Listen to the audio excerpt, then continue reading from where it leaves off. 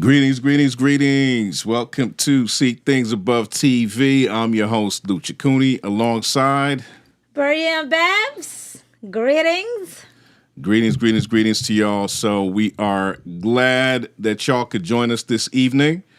We're going to dive right into the topic. Shout out to everybody in the chats. We will get back to comments and everything in a moment. But as you know, so there is breaking news. Well, it's not breaking at this point. It's been circulating for a little bit. And that has been that Jonathan and Susie Lamb, of Daystar Television have left. And the reason behind it is that there have been some serious allegations of child SA and other impropriety happening in the Daystar organization. Okay, so with that being said, we're going to start with the video from Jonathan and Susie, and then we're going to come back with some commentary and discuss this a little further. So let's just go ahead and get that started for y'all. Shout out to everybody joining us. Again, thank you so much for being here. Hey guys, Jonathan and Susie Lamb here. We just wanted to get on here because so many of you have been concerned about how we're doing, and we just wanted to let you know that we no longer work at Daystar. A lot has been going on over the last couple of years that we just couldn't talk about. But we've given over all of our evidence over to multiple reporters, including the police department. Daystar was contacted for a comment by the journalist Friday, November 15th, and then I was subsequently fired the following day, November 16th.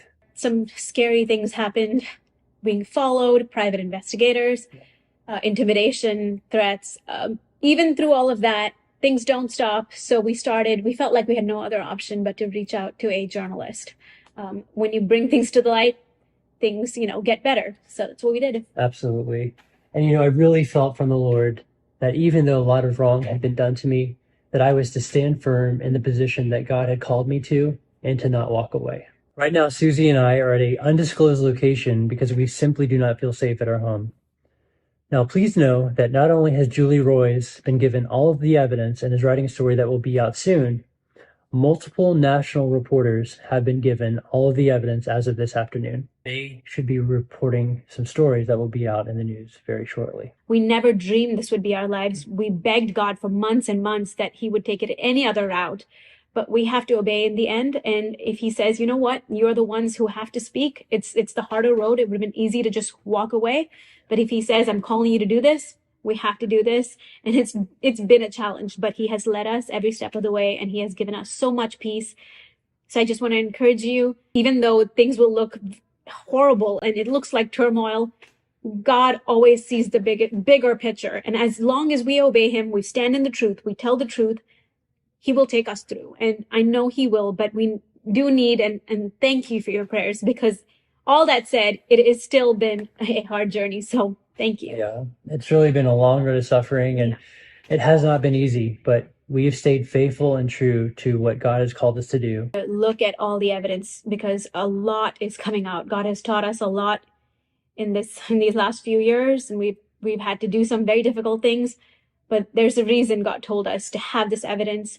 So I really encourage you to not just go by emotions or what you hear, but to look at the evidence. It's been a long road of suffering, but eventually God brings all things to light in his time. And after giving everyone involved much time for repentance, the time has finally come to shine the light of truth on the situation. Ephesians 5, verse 11, to take no part in the worthless deeds of evil and darkness, but instead expose them. And Matthew 10:26 says, for a time is coming when everything that is covered will be revealed, and all that is secret will be made known to all. So that's exactly what we're going to be seeing here in the next week or two as these articles come out. And I pray that God will do his cleansing work in the body of Christ, and that he is honored and glorified through a process of repentance and allowing people who have been silenced to be able to speak up and have their vindication. And of course, our scripture, which we love, which is Revelations 12, we overcome by the blood of the Lamb and the word of their testimony. Amen. That is one of our theme verses for sure. We appreciate your prayers. Thank you so much. We love you all. All right. So that was the video from Jonathan and Susie Lamb. Yeah, I mean, very heartfelt there as they shared, these difficulties that they've been encountering and all of this, mess that has occurred. I was encouraged by the way they have given it to the Lord. Like, that was encouraging to see that it seems to have been something that they've, given to the Lord, and they seem to have some level of peace somehow, even though this is a messy situation. And there's one thing that Jonathan said there, where he said that they have given parties involved ample time for repentance. And now is the time for them to come out with this story. So that's where things are at so far. Marie and Babes, your thoughts? Well, so in this story is involving Jonathan and Susie child, who experienced some horrible things. And this happened, according to the reports, this was in 2023. So this issue is coming out now publicly. So it's unfortunate that those things happened to their child. But I am wondering as to why Jonathan made all these things public on November 15th, 2024, and then he got fired on November 16th, 2024. So if he was to keep his job, would he have bring these things out? Why did it take this long for him to make these things public? To me, I'm wondering about that, especially that's something that involved his own child. So right now they are in a secret location for their safety, and the person involved, the Daystar, right? Like his mom is in charge. So technically, he is running away from his mom. He is running away from his family, and it's unfortunate that he has to go into hiding. And they say okay, he's given all this information to reporters, and they've also given this information to the police, which is fine. I welcome all those things, but I'm still wondering, why didn't you present these things to the police in 2023? Why wait to up to this point? So I'm very troubled about their timing. Yeah, so it wasn't actually 2023, it's actually 2021 when the incident occurred. So this is August in Florida is when this occurred. They spoke about handing this over to the Royce Report. So we know that's Julie Royce's platform here where she does her stuff. And so we're going to actually look at a few portions of that, but it is actually 2021. Now, I when think these things happen? when the actual incident occurred. So let me actually just go ahead and pull that up so we can check that out.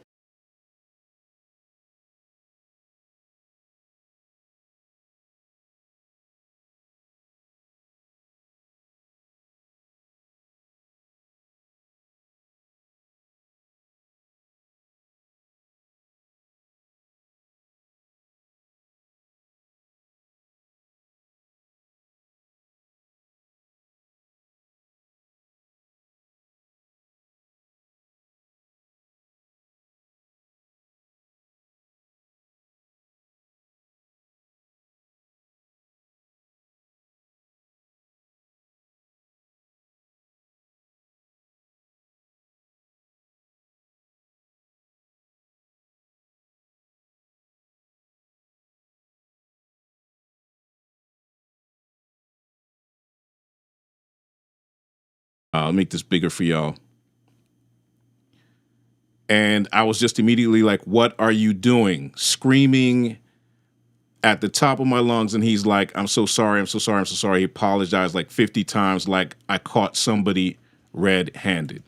Okay, so, not to go on with the lengthy reading here, but this is how they, basically caught the guy sort of in a very compromised position, not necessarily in the act, but a compromised position that revealed that there had been some issues going on. And it seems like there were some suspicions prior to this. And this was now the smoking gun, so to speak, that outed Pete, who is, obviously that's not his real name. They are using that name to defend him since he is, yeah. So they're using Pete just, it's not a real name, it's a fake name. Because the person who did this has not been charged by the authorities, legally speaking. So even though he did these things, you just can't say that, right? Unless he's legally charged. So now that these people have been fired from their job, and it's a family, Daystar, family business and everything, right? So I'm also like, okay, so the issue happened in 2021, and this happened to your daughter, and you're waiting 4 years to go public. To me, I'm not happy hearing that, because my understanding, Jonathan was supposed to take over from his father. He was going to be, he was going to be, the heir apparent, right? He's going to take over from the father, Marcus Lamb, after he died. So, but right now, John, the wife, is in charge. She's the president of Daystar. So I'm sitting over here. I'm like, okay, these things happened in, like 4 years ago when your father was still alive and everything. What did you do about this situation right there and then? If they didn't fire him, would he have come forward? So to me, I'm not happy hearing him bringing these things out now. And let's not forget that this is the Daystar.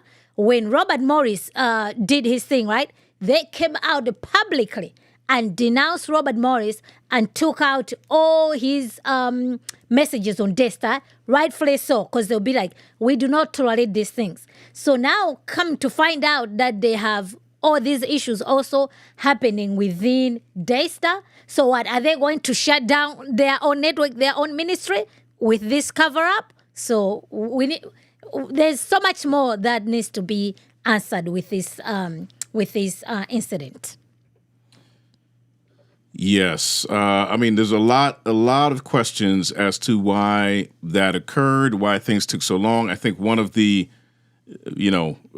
common things with this seems to be that there is some idea that folks are going to do what is right because they approached their parents about it, and instead of receiving a good response from the parents, what they ended up getting was, protecting this person. So the parents protected that person. And family dynamics are complicated. That is in a true. lot of ways, right? And these things move or look different from family to family.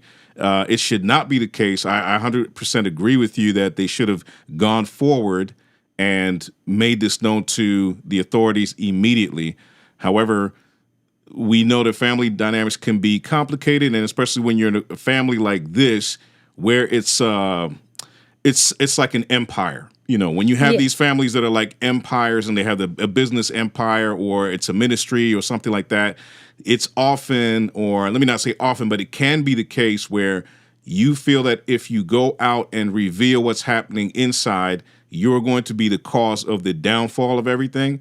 And of course, that shouldn't be what stops you from going to authorities. But I'm just trying to get to sort of give some sort of psycho evaluation, a little bit of what may have been, his mindset or even Susie's mindset as to why they didn't immediately go forward. So that's what happens in these kind of structures where there's a family that is kind of like an empire, and people don't talk About this. about the dark things that are happening because they don't want to be the ones that collapse it. And there's a lot of gaslighting that happens in these situations. You get gaslit really bad and it's horrible. But in a lot of cases, these victims get gaslit so bad. Yeah, no, that's for sure. I grant that. That's absolutely what happened. So, but for me, I'm looking at like, okay, this took place, that was 4 years in 2021, this is 2024. And we are talking about your daughter who is involved in this situation. And yes, fine, you went to your parents, presented this thing, and they didn't believe you in whatever else they did, right? Maybe after 1 year. Then you're bringing it up and they're still doing all those things. So for me, I'm not letting Jonathan off the hook here, being that he's the father. So did he also buy into this? Okay, I need to protect the brand. We need to protect the empire because I'm going to be the one taking over someday. So, but now you're no longer part of the brand. You're no longer part of the empire. Voila. Now let's go to the authorities. Now let's go to the reporters. Now let's blow this whole thing up. So that's the part to me I'm not happy with Jonathan, how he's handled this thing. It could have, like right there and then, the 4 years when these things happen, like, so be it. This is your child. If you have to lose all these things, like put your foot down. Like, Dad, this is what I've discovered. I'm standing by my child.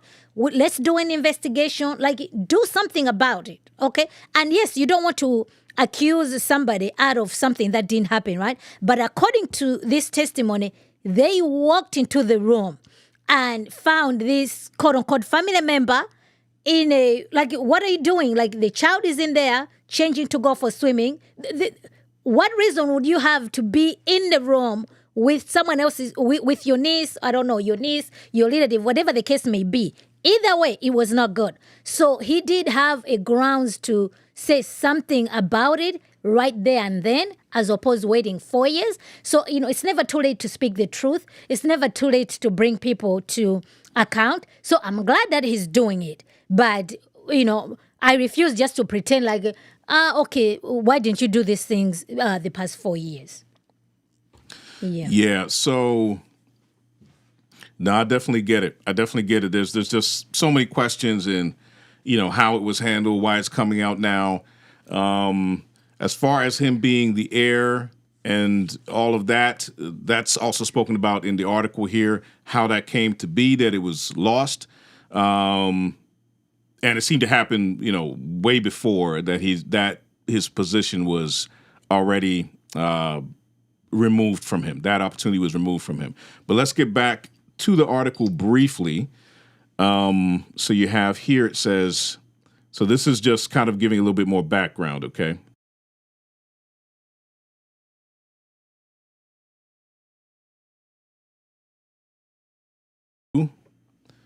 Jonathan and Susie, living and working within the Lamb dynasty, came at an excruciatingly high price. The saga involving the couple's daughter started 8 months before the incident at the beach house. That's when the girl disclosed to Susie she'd been M. Susie said her daughter told her that a man had touched her and used her own hands to indicate she'd, yes, penetration with the finger. The girl did not identify her molester other than to mention a couple physical characteristics, Susie said. All right, so you guys, just obviously I'm watching out for trigger words here on YouTube, so bear with us.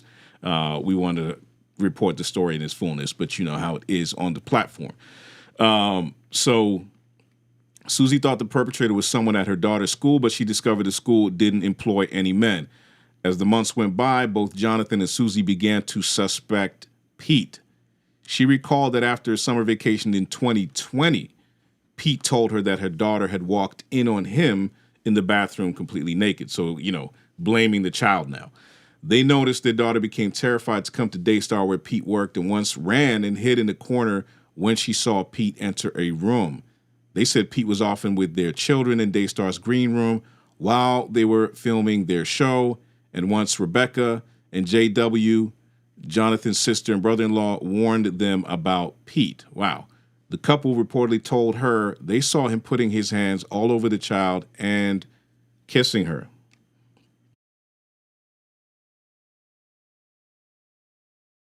So now this is the second time that I'm Yeah. So this was when that incident actually occurred, the beach incident was 8 months after they had already began suspecting him. Okay. So the beach incident happened. Fine. Right. And then the second time you are at the studio, then there's something there. No. So you're that's the beach incident was 8 months after these incidents, these events here. Okay. So in 8 short, months before, there are two incidents. Am I correct? So for clarification, there was suspicion 8 months before the beach incident. And what caused that suspicion was that the daughter was exhibiting some fear of this guy, and she had already told her mother some disturbing things, and there was a hesitation even from her to actually say who it was. Yeah. But there were just descriptions and this, that, and the third, and the mother was trying to figure out who it was. Okay. And then they began to suspect that it was him. Okay. And then Rebecca Lamb. Okay. So this is the sister, Jonathan's sister here, married to another Jonathan, warned them about that individual and said something is not right because he's, having some improper interactions with the child. Okay. Yes. Okay. So you guys, I hope you're following this story, right? Yes. So now you have an auntie who has noticed something with the niece. Right. And the auntie the auntie actually went and communicated to the brother and to the sister-in-law. But then you have the father and the mother who were already suspicious. You see what I'm saying? So these are already, you have at least two different lines of evidence that are pointing fingers to Pete, right, as the suspect. But 4 years passed until 2024, where now all these things is coming out to light. So they did have some grounds there to say something, at least to somebody. Even if they had reported it to the mother, right? You have the daughter saying something. Okay, the aunt is saying something, who happens to be the daughter. The father is saying something, okay? And the daughter-in-law is saying something to the grandparents of this child. And all these adults failed this little girl. For 4 years, they failed this little girl. Now the story, fine, is public. The authorities are aware about these things. What could have happened if these things were brought forth to light within these 4 years? You know what I mean? Like, these are children. You need to ask them questions. They might not remember. You know how these things happen, especially these days. So it's very disappointing to me, very disappointing that all these adults were just suspecting this particular person, but it seems like there's nobody who is willing to stand up to this particular person. They haven't disclosed who it is, but I'm concluding it must be one of the family members, because it's just like, okay, If it's somebody from outside, why are you guys taking so long to bring the hammer on this guy? So, yeah. But there's quite more, so let's dig deeper. Yeah, because we're going to get into now sort of like the second chapter, as it were, as it is here. So once Pete and his wife had the girl and her brother sleep over at their house. After that sleepover, Susie said her daughter went from being the most affectionate, loud, fun child to quiet. Nobody could touch her physically except me. And when my husband would even come close, her body would stiffen up. So now she's even scared of just men in general, including her own father, which is terrible. She was traumatized. This is terrible. So yet, according to Jonathan and Susie, Marcus and Joni consistently fought to protect Pete and Daystar's image rather than their own granddaughter. So this is where it really, for me, this is the part that really irks me the most, is when we start to get into Marcus and Joni's response to the whole thing. Okay, so the day their daughter disclosed the alleged abuse, Susie said she immediately called Joni, who urged Susie not to go to police, but instead to bring the girl to her. Why? After meeting one-on-one with Joni, the girl stopped talking about what had happened, Susie and Joni said. So the grandmother, look at this. The grandmother is basically telling her, look, listen, honey, I don't want you telling anybody about this, because she's not talking about it anymore, even to her parents after meeting with the grandma. Yeah. So then it said, I don't know what happened there, Susie said, but she was like a lockbox. So whatever Joni said to this child made the child be silent. She doesn't remember one thing, Jonathan said. She doesn't even remember having that conversation. It's like it never happened. So the child was just messed up after this. Okay, so this is important here. Texas law requires anyone suspecting a child has been abused to report it to authorities. Jonathan and Susie reported their suspicions to police. Here we are. But said they kept it secret from their family. So there was some reporting that happened because their daughter wouldn't talk about it. Police closed the case. Later, it was reopened. So this is another thing, is the way that everything went down. It's hard for you to have hard evidence in these situations if true. Things take too long to be reported. Yes. And that is what happened.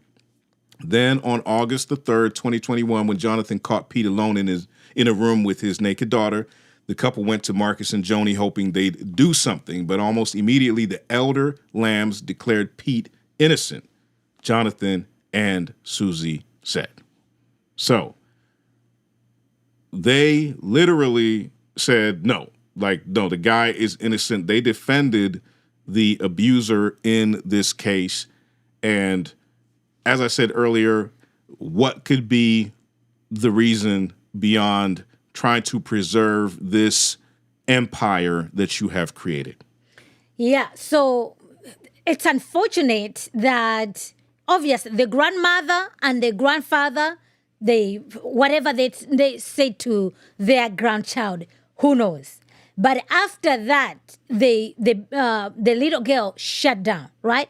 So imagine, because the girl is looking, okay, mommy and dad, because kids don't know. They just say, okay, I told my mom, but nothing has happened. Had a conversation with the grandmother. Who knows what the grandmother said, right? So moving forward, this little girl ended up shutting down. So now it's like the grandfather is taking a victory up. Oh, no foul, no harm over here. Pete is innocent, right? Let's keep moving. Meantime, Jonathan is still working for Daystar. The wife is still working for Daystar. You're still getting paid from Daystar, and yet this is the same environment that violated your own child. But you guys are getting a paycheck. You see what I'm saying? So it's just like, if these things, there's certain things that you should be willing to lose certain things if you want to stand on something. They took too long. They very much took too long. So much so that even when they reported the case to the authorities, they closed the case. Why would the police close the case? Which means they'll be like, okay, they had no lead. There's nowhere else to go with that story, and they ended up closing the case. So I'm happy that they reopened the case. So hopefully that something is going to come out of this. But Jonathan and Susie, they need to explain as to why they did not go to the authorities. Like, okay, keep it a secret to your family and be like, you know what? We can no longer be with this family. We are quitting our jobs over here. We're going to pursue justice for our daughter. not waiting 4 years later after you've lost your job. Now let's sink it all down. It's not looking good. Yeah, I mean, clearly we've looked at that. There was mishandling from their part. There was some mishandling. Now, I mean, this whole response from Marcus and Joni though gets more and more disgusting as you look at it. Okay, so listen to this. So, Marcus and Joni justified Pete's presence in the girls' room by saying Pete loved her and simply wanted to hang out with her, Susie said. Like, what part of, like, your brain has to be messed up enough to actually start trying to convince people that it was okay for a grown man to be standing in a room where a young child is getting changed and he's standing there for bad. what? Yeah. For what? So, but also, why is Marcus and John protecting this particular person? That's why I'm saying this one must be a family member somehow.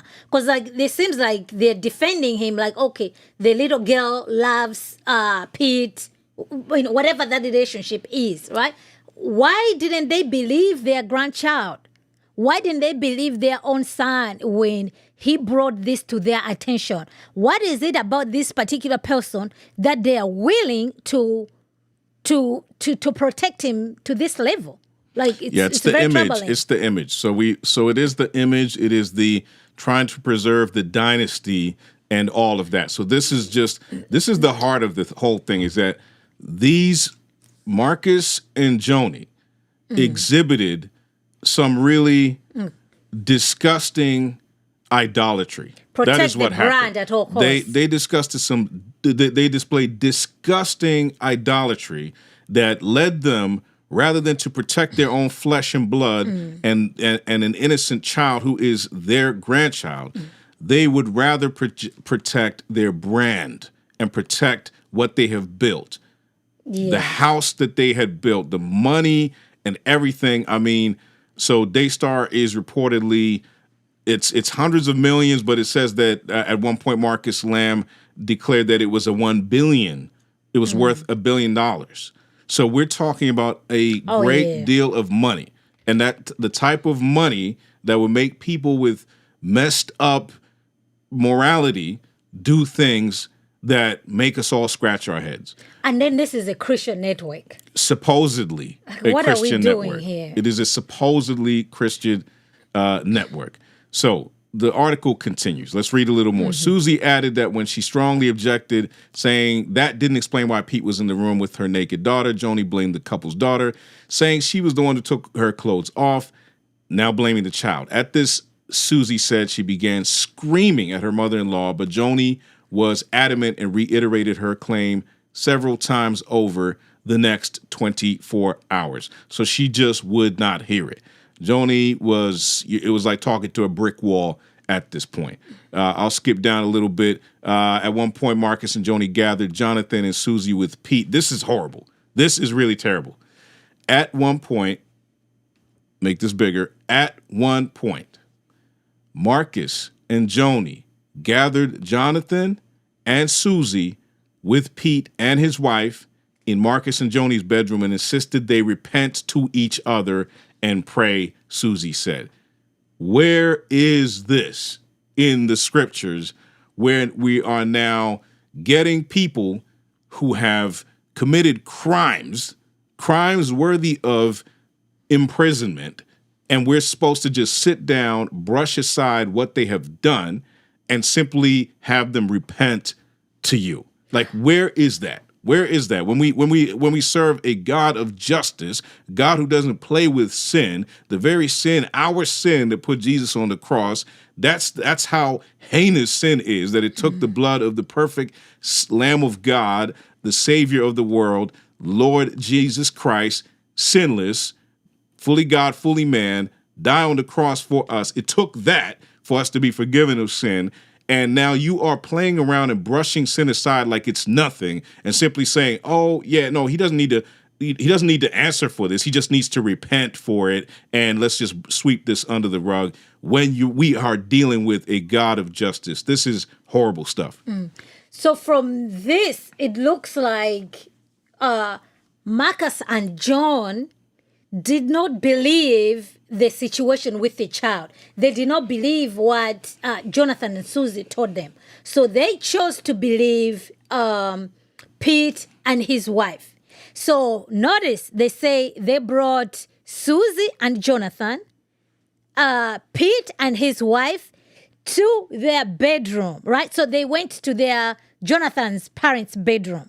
So who is this person who is welcome in the house? That it's fine. There's nothing wrong for them to be in their parents' bedroom, right? That's why I'm saying why would Joni and Marcus go to this length to protect their brand, to protect their empire, not this story to come out, not for Jonathan to report it to the police, to the public, to kill the story, to be able to speak to the child, to the granddaughter, so that she shouldn't, you know what I mean, like she froze since speaking to the grandmother. So I am, they haven't disclosed who the person is. I'm very suspicious. It's got to be one of the family members within this Daystar. That's why they had to do this. Because what other explanation is there? It's so wrong because these people profess to be Christians. And this is your grandchild. Like it's so crazy. You know, like how grandparents spoil, love their grandchildren. These ones were willing to sacrifice their grandchild for fame, status, money, and everything that Daystar brings. Because, it is a very huge network. It's very sad. So Dallas, what's happening in Dallas? Yeah, it's There's very, a purge that's happening in Dallas. It's Texas. very sad indeed, and it is. This is just a horrible story here, Yes. man. It's a horrible story, and especially these are the things that are just bringing a reproach on the name of Christ to the world that is outside viewing it. I mean, of course, this year there's been a lot of scandals that are very unexpected and what have you. Now, there has been talks of people questioning Daystar and, their handling of different things besides the false teaching, which is a huge red flag. They're quick to handle Robert Morris real quick, real fast. Yeah, there's things that they're just, not known for handling things well. But to continue with this, and we're going to move along with this because there's some more videos and clips to show, but we're going to, kind of speed this up a little bit. So at one point, Marcus and Joni gathered Jonathan and Susie with Pete and his wife in Marcus and Joni's bedroom and insisted that they repent to each other and pray, Susie said. Then Rebecca and JW, who had been barred from the room, barged in, insisting they be included, Susie added. Rebecca was angry, Susie said, and began praying in tongues like in a war mode. Susie said she was in shock by what was happening. Later in the day, Susie said Rebecca confronted her dad, saying, "Why are you doing this to us? Why aren't you doing what's right?" Susie said Marcus responded because of Pete's wife and their child. That night, when Susie insisted their kids sleep in the room next to them, instead of upstairs, Joni confronted her, saying, "Look at what you're doing to this family." So you see, every step of the way, she is basically acting like her own kids are blowing the whole thing out of proportion. That is Joni's response in this thing. The next day, while Jonathan, Susie, Rebecca, JW, Marcus, and Joni were gathered in the kitchen, Joni claimed that God had told this right here. This is, if it was like she was on stage or something, like I would want to throw the biggest tomato or something I could find at her, okay? This part is horrible. The next day, while Jonathan, Susie, Rebecca, JW, Marcus, and Joni were gathered in the kitchen, Joni claimed that God had told her while she was praying that Pete was innocent. Blasphemous. Jonathan and Susie said, at this, Marcus reportedly clapped his hands in joy, and the rest stood dumbfounded. So Marcus Lamb, the late Marcus Lamb, was rejoicing because his wife had now said that she had this revelation that was from the Lord, that this fool, whoever he is, who did these things to this child, is innocent. Yeah, this is this is so bad, okay? And then these are the people, they always promote the theology. God told me this, God told me that. So how convenient that all of a sudden she's going to come downstairs and be like, oh, by the way, God told me that Pete is innocent. And then Marcus, okay, celebrating like, oh, voila. Okay, so now let's just move on. Pete is innocent. After all, God has approved this thing. So I'm glad that Jonathan and Susie did not believe that God had told them that Pete was innocent. So hopefully, that this idea of just like, okay, people always want to say like, okay, God told me this, God told me that, right? They always talk about those things. But then when it's just like, no, we know exactly what happened. We know that God did not tell you this. So it's their theology over here didn't work out. Because it's just like, no, we know what happened. So you coming us telling us that God told you this and that, it is absolutely not true. Absolutely. These people nonsense. sacrificed their grandchild for the empire. What a shame. What a shame indeed. Daystar responded with a written statement, so I just skipped a little bit forward here. It says, Daystar responded with a written statement which said, in part, there is clearly a misunderstanding of what transpired, and the facts are quite different than what appears to have been reported to you. We simply do not support Jonathan and Susie's false allegations and are saddened by the continued relational incongruity between Jonathan and Susie and the rest of their family. And that doesn't appear to be true because obviously Rebecca is not down with any of this either. Similarly, the Royce Report reached out to Pete, whose lawyer, Mark G. Daniel, sent the letter to the Royce Report. It stated in part, my client unequivocally denies the statements made by Jonathan and Susie Lamb, alleging that he engaged in some form of improper contact with any child. Anyone who knows my client knows that these statements are false, insulting, and demeaning. Yes, so that is the response from Daystar. That is their, public response to it. So obviously they're trying to sweep things under the rug. They're trying to say that they are innocent. They are also saying now that Jonathan and Susie are whatever they're saying is not true. Okay, so they're just blaming again. They're denying that this happened, saying that these people are making things up. And then Pete, whoever he is obviously lawyered up and the lawyer is defending him.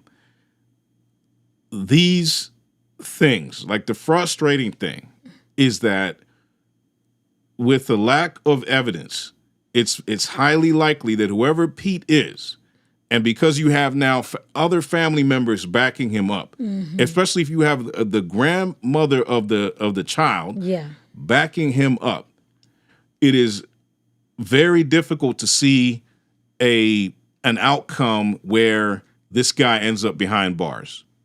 Yes. Or even gets removed from Daystar. It actually is, it's difficult to see. The only reason they would remove him from Daystar at this point because of the outrage. That it would just be like, okay, you know what? We just want to seem like we're doing something. We don't want, we're finally avoiding the appearance of evil, so let's just remove him. That's the only reason they would remove him. But if they had it their way, they would just avoid any kind of legal ramifications, any kind of jail time for Pete, and they would just keep him on if they had it their way. Yeah. But then if they do that, if they remove that particular person, then the whole world is going to know like, oh, so you are the suspect, you see? And if the story is like, okay, he hasn't done anything, Joni believes him that he didn't do anything wrong, then it'll be like, okay, so why are you removing this person? Because they, legally, everything, they haven't been found liable. If you just fire them unjustly, then they'll be the ones suing Daystar. They'll be the ones getting their payday. That's, that might be something that can actually happen. But yes, even if this story, they were to go to court, you need to have ironclad evidence. Because it's not what he said, she said. Because like in a court, you need to be proving these things beyond a reasonable doubt, okay? So Pete has already lawyered up. So the lawyer will be asking Jonathan, oh, when did this happen, Jonathan? 4 years ago. Okay, so what did you do? Like there's so many questions that just on the stand, this issue is just going to fall apart. So hopefully, Pete, if he's for Daystar, he's a Christian, he's going to be convicted and just repent and do what is just. Or Joni is going to come to her senses and stand up for her grandchild. But so far, it's not looking so far. This is what's out in public. It's not looking good. So I'm sure she's even pissed now because I think the whole idea, they wanted to protect the brand, they wanted to protect the empire. So now that Jonathan has come out publicly and the whole world is talking about Daystar, so now I'm sure his mom is not pleased with Jonathan. Yeah, and so much more to say because there's just so many parts to this thing. But I'm going to go back to this article just to show you one thing here real quick, and that is, so we have here on August 17th, okay? This is 2021. So back in 2021, Marcus emailed his children. So because we talked a lot about Joni right now, but let's remember this is both of them, okay? August 17th, Marcus emailed his children and their spouses again, this time to express his distress over fractures in our family. He also warned them in no uncertain terms to stop playing judge, jury, or executioner, emphasis in original email, and to trust his leadership or face the consequences. Face the consequences. So what are these consequences? There can only be one leader, Marcus wrote. Either you trust me as God's leader or you don't. Listen to this. Your mother and I built Daystar without you, and we can run it without you. That would break my heart. But there are consequences for actions and attitudes. Don't doubt my resolve. Don't question my determination.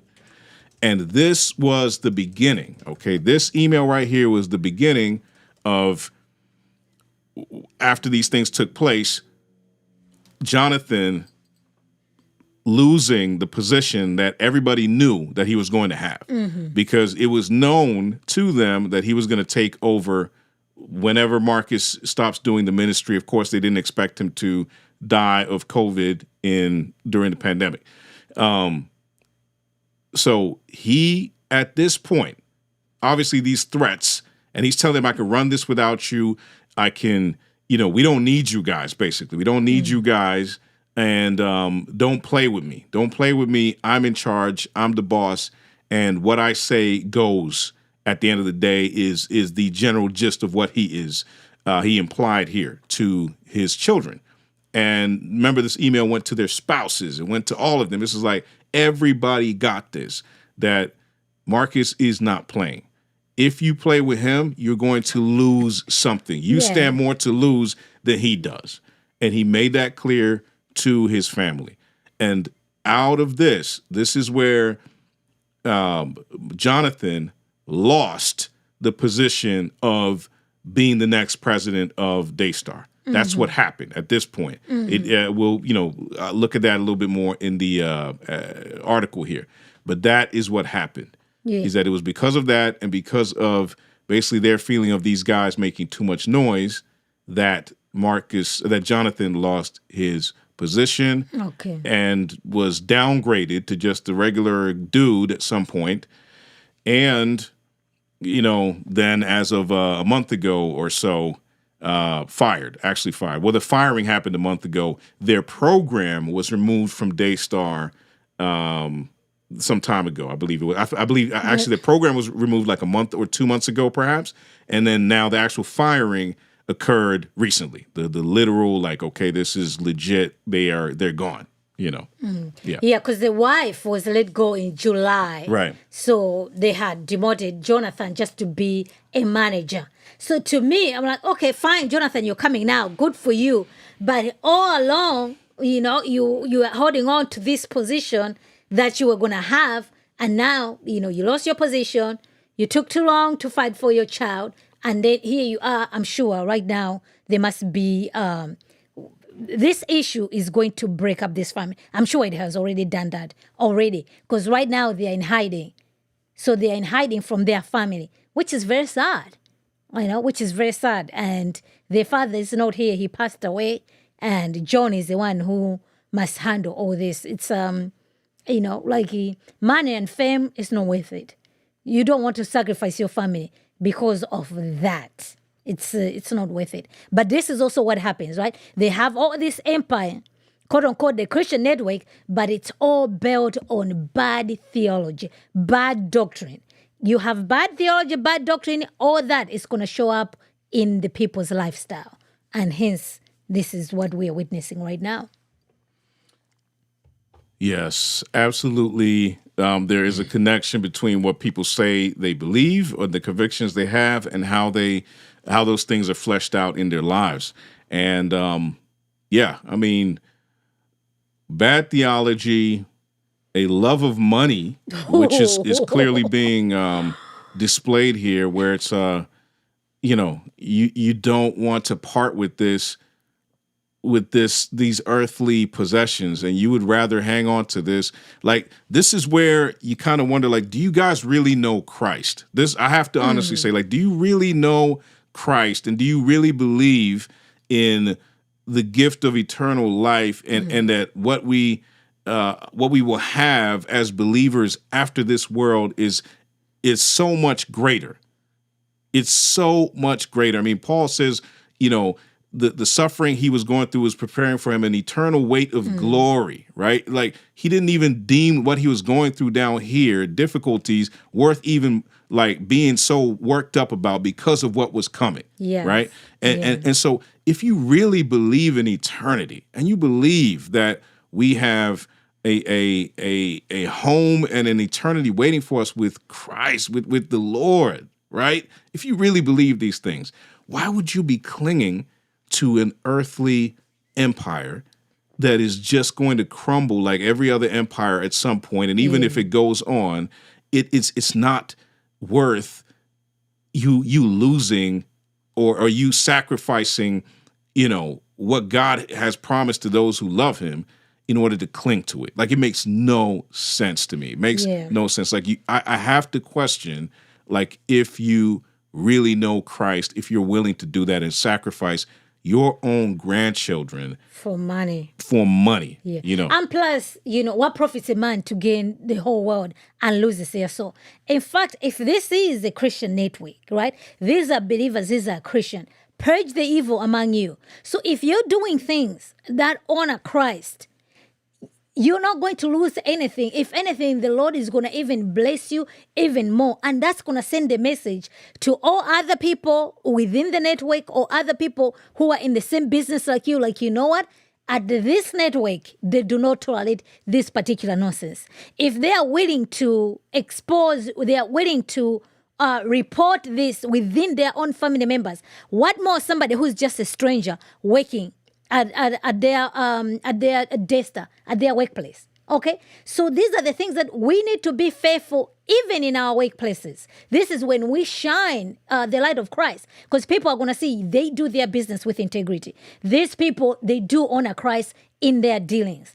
And then Pete would have known, you know what? There's no way I'm going to survive in this place. I better get my act together. Confess or face the consequences. That's it. So it's unfortunate. And in fact, if they had done it back then and then in 2024, they would have just handled this within the family situation, go to the police and everything. Maybe most of the people wouldn't have known about it. But now, everybody, I'm sure people are already out there investigating. So let's unmask who Pete is.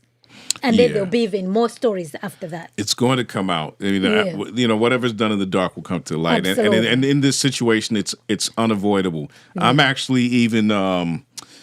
it bothers me that there's so many pictures and everything of the child, the daughter, online and everything. And obviously, we know that it's her. So it bothers me for her own sake that her image is out there and we know who it is, and that we don't know who this idiot is. The idiot is. If anything, we need to be knowing the idiot. We need to know who this fool is, and he should be out there. We shouldn't be seeing images of this child who did nothing wrong being plastered all over the internet.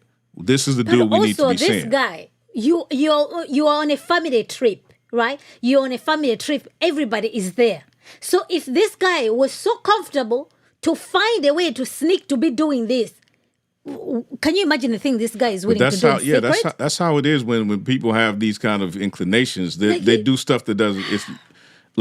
It's stuff that doesn't make sense to anybody else. Of course, the whole thing doesn't make sense, but even your actions, the level of how irrational these folks are because of their sick desires it's very very disturbing. Very disturbing. So let's move on to actually show this video here. It's not very long, but this is the video of Jonathan walking into a meeting and being told that if he doesn't sign this NDA, he's going to lose his position. Okay, so let me bring that up for you right now, and let's check that out.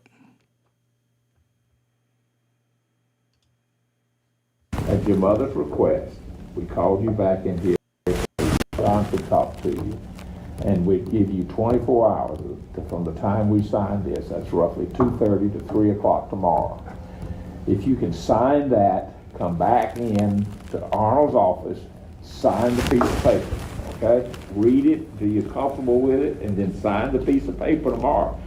You have until basically, I say 3 o'clock. That's 24 hours from the time they sign it. If you do not do that, then you are removing yourself from the board and removing yourself from your vice president position, and you are then an employee. You're still an employee.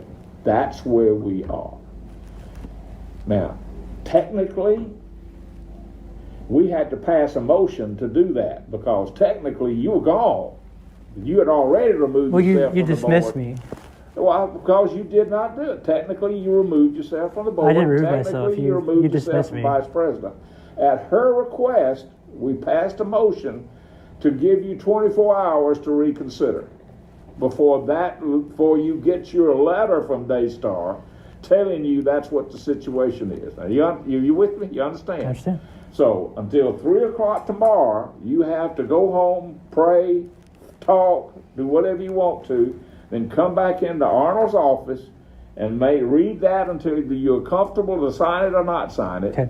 And if you sign it, then we are bound, you're bound by it just like the rest of it. If you don't sign it, you have removed yourself from the board and removed yourself from the officer of Daystar. I wouldn't have removed myself. That would be her decision. That's the effect of not signing. That's the effect of you not signing it. You're doing it. What he said is this board didn't remove you. Your decision not to sign this is what's going to remove you. Man, so notice how now when you have corrupt leadership at the top, that just goes right through the whole organization. Okay, so organizations will adopt the personality or the tendencies of leadership, and this is no different. So you have these Daystar here where they are, strong arming this guy basically to sign this NDA. Jonathan is basically being told, like, this is kind of like the Godfather stuff where it's like, we're making you an offer you can't refuse. That's basically what it is. I'm going to give you an offer you cannot refuse. And this is what it is. So if you refuse this, you see the ramifications of it. And then it's somehow done in a way that makes it look like if he doesn't do it, that it was his fault. You see, that you didn't sign it. So you forced our hand. You made this happen to where you lost, you removed yourself if you didn't sign it.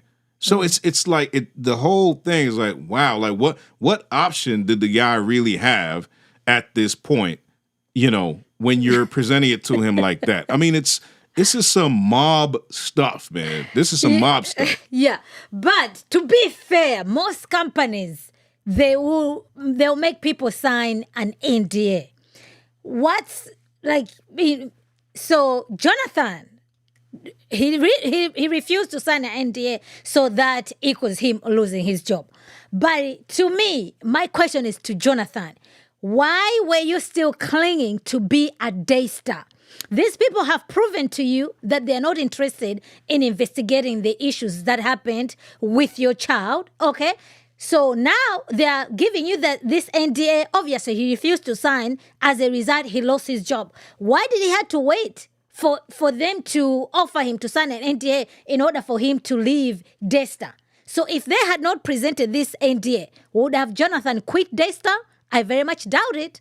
So you were still there, working there, getting a paycheck there, even though these people were not willing to support you, the situation with your child. So he did good not to sign NDA. That way he'll be able to speak freely. So anybody who works at Daystar, I'm sure right now, they've made people sign the NDA. So usually, yes, there's a place for people to sign an NDA, but to me, it's always like, okay, if you want people to sign NDA, you want to shush them, all right? So which means there's something that you're doing that's so shady, you don't want to come out to the public.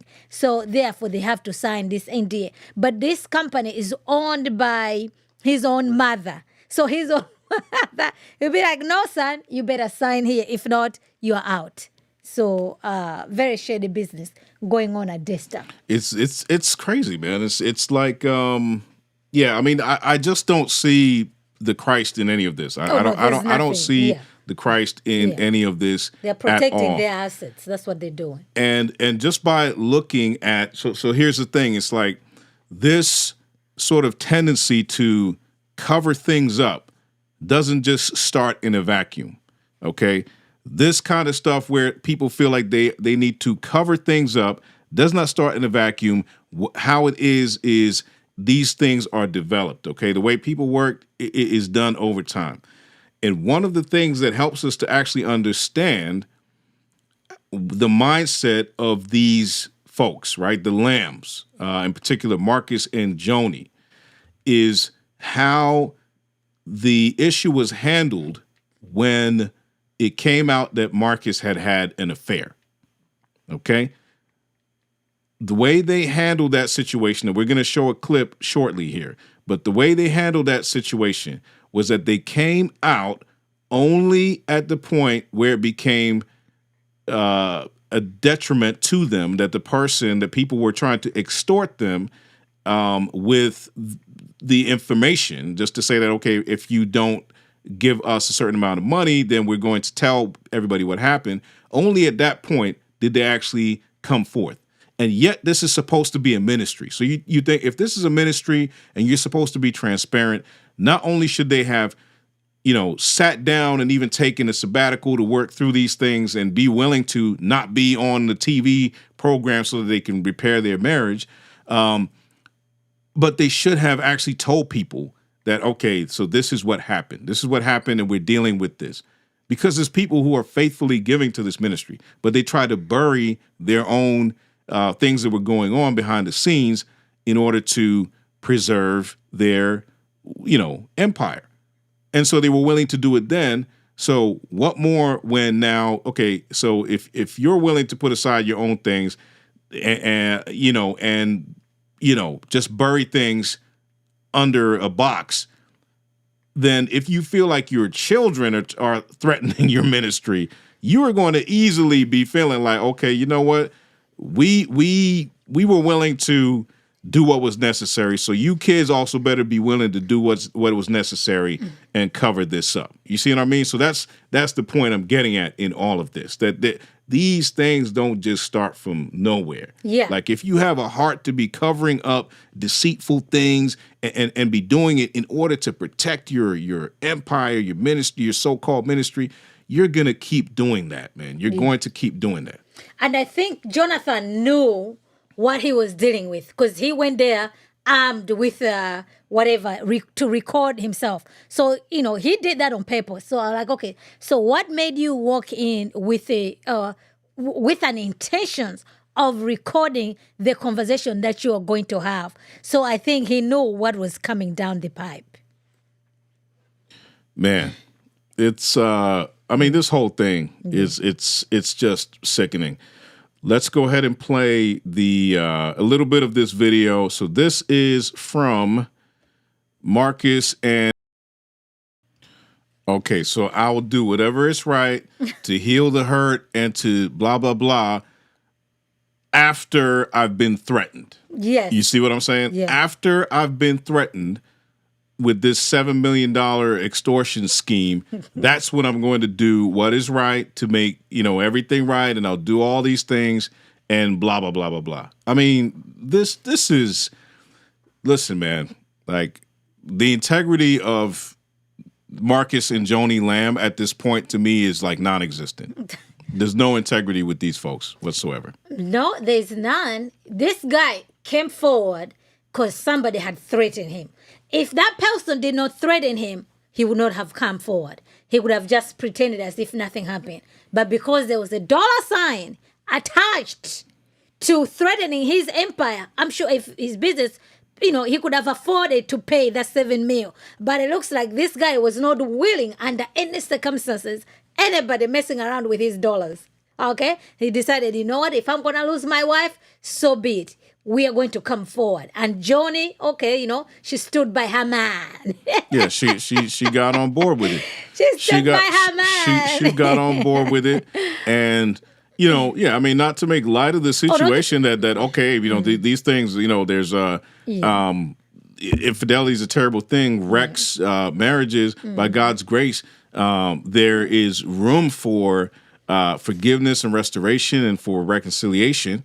So we celebrate when people are able to work through those things. Yes, absolutely. We lament the fact that they happen, but we celebrate when people are able to work through those things. Yes. And it's a testament of, in most cases, it's a testament of, God's goodness working and His grace in their lives. Yes. But in this incident, because of the character of the folks, it's hard to see that as just purely something that is within them, causing them to be, okay, let me, like the wife really out of the goodness of her heart, simply willing to forgive him. Yes. When this is only coming out now and they're only talking about it when there's money involved. Yes. And so it seems as though what's prompting her to be so forgiving, okay, is to say, I need to also do what I play my part in preserving what we have. Yes. Exactly. Again, if I leave this guy, this story is going to blow out. Yes. All these other things are going to happen. We lose everything. Am I willing to lose everything? Should I leave this? No. So I'm going to stand by my man. We're going to take care of business. So if you're noticing, this is a pattern that this family has. They do have instinctively, they want to protect the brand up until it's no longer good for them one way or the other. Then they'll just sort of branch off. You know what I mean? Even look at the Jonathan situation. Okay, you're no longer taking a paycheck from these guys. Okay, now I'm just going to blow it all out as I'm going out the door. So, if you're doing things that are shady, sooner or later, things are going to come out to light. Sooner or later, they're going to come out to light.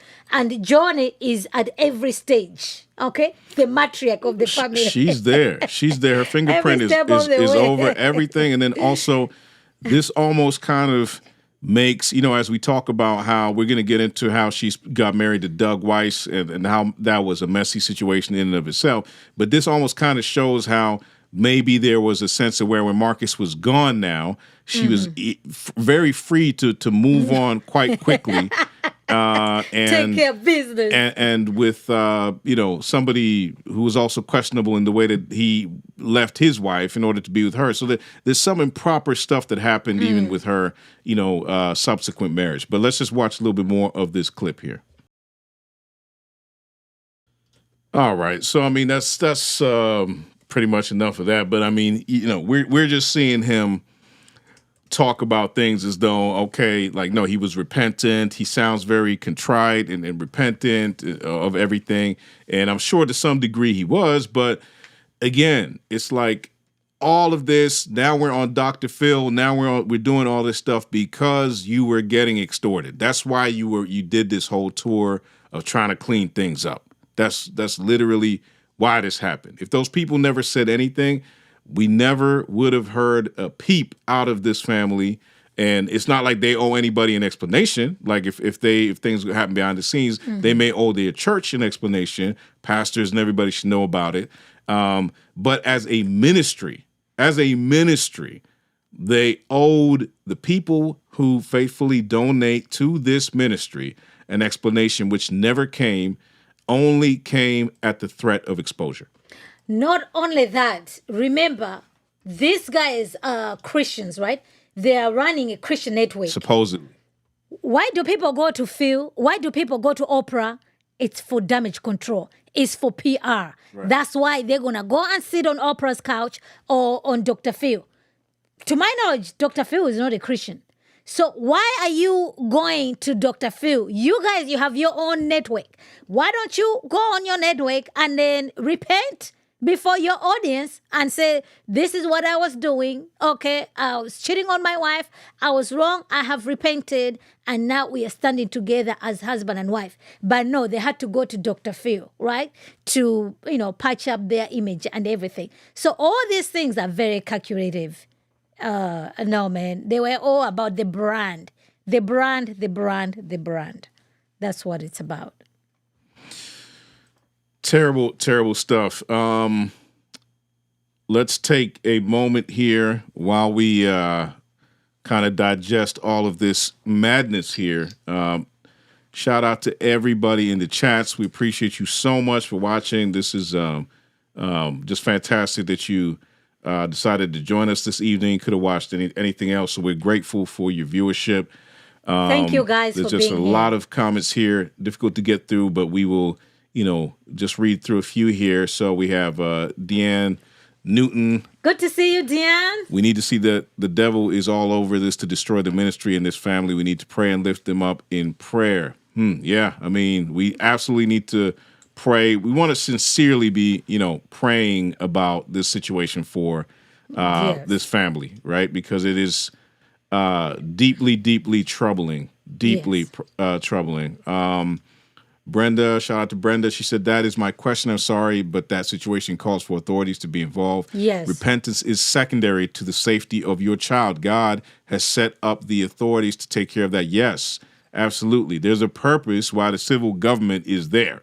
There's a purpose while the civil authorities are there. Yes. And they are actually, God's servants in that situation. You know?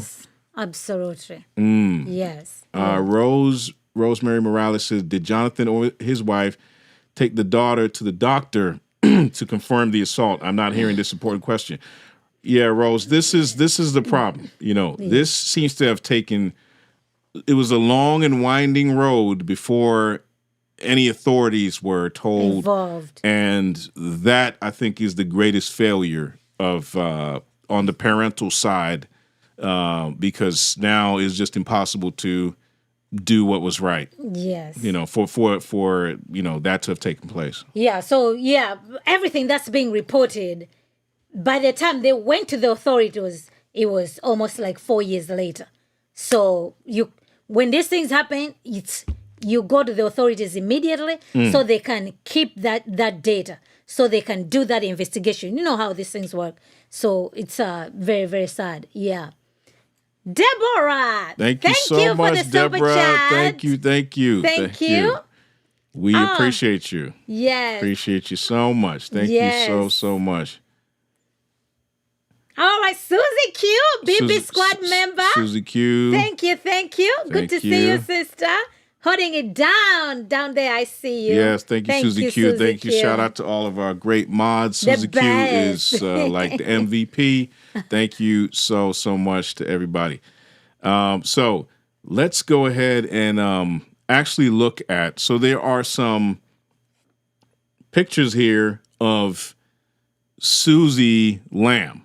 Okay, let's just go to her Instagram, because she had been kind of hinting at stuff, and it seems that some of the messages were even a little cryptic and all of this as things were going on before the bombshell dropped. Okay, so let's just go to her IG for a second here.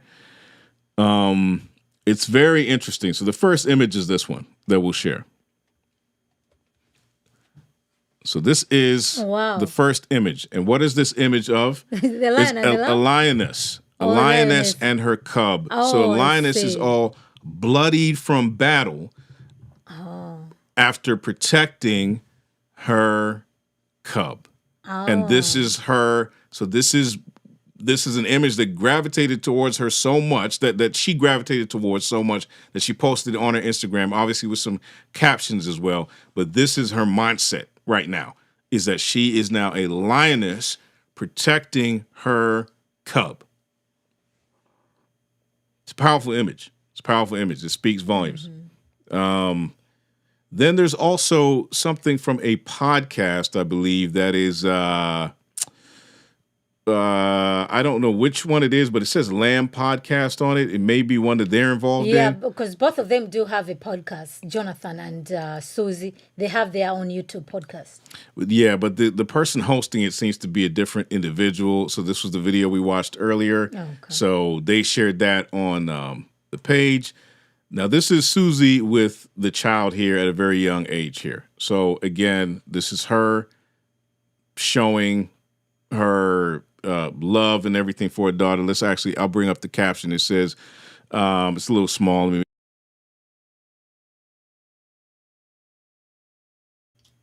Okay, here we go. Growing is in the breaking and the rebuilding. So thankful I was raised by my mom, who is a lioness who would die for her kids, and she raised me to do the same for mine. God gave me the best husband who truly loves me like Christ loves the church. Over the past decade of my life, I learned that there are people who don't know what love is. Wow.